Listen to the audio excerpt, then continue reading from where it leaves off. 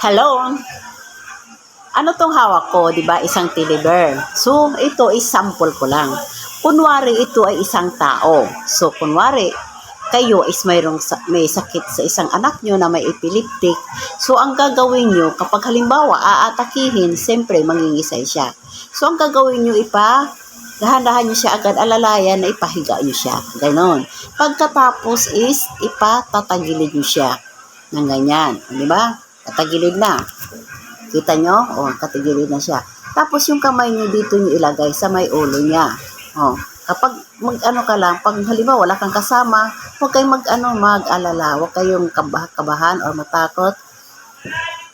Alalayan nyo lang ng ganito. Yan siya. Tapos, habang inaatake siya, siyempre gumaganon-ganon, basta hindi mauntog yung ulo niya sa may matigas na bakal, matigas na bagay, ganon. Basta alalayan nyo. Ganyan nyo lang siya. Hindi na dapat kayong matakot.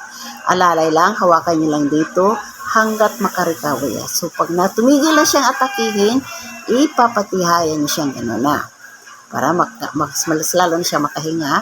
Pagkatapos, aalalayan nyo siyang paupuin. Pag nakaupo na siya, so, alalayan nyo na siyang patayuin at pahigain na siya sa komportableng bagay. So, naintindihan nyo ba mga guys? Yan ang payo ko sa katulad ko mayroong isang anak na may sakit na epileptic.